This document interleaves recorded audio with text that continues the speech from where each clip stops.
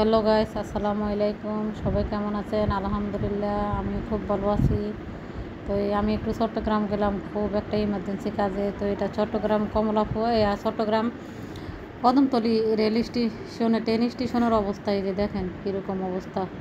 এই যে মানুষের, ভালো লাগলে লাইক, কমেন্ট, সাবস্ক্রাইব করবেন, কমেন্টে জানাবেন আমাদেরকে।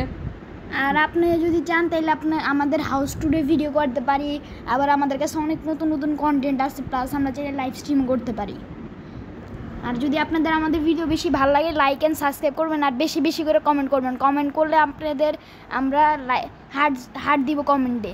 তো প্লিজ কমেন্ট আর সাবস্ক্রাইব করেন আমাদের।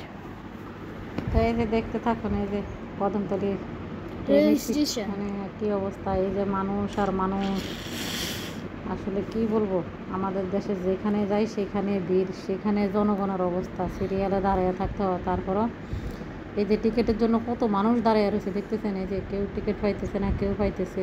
কি অবস্থা মানুষের। আর আপনারা তো জানেন বর্তমানে দেশের কি খারাপ অবস্থা। বন্যা তো বৃদ্ধির জন্য আপনারা যত পারেন ততকে ত্রাণ দিবেন।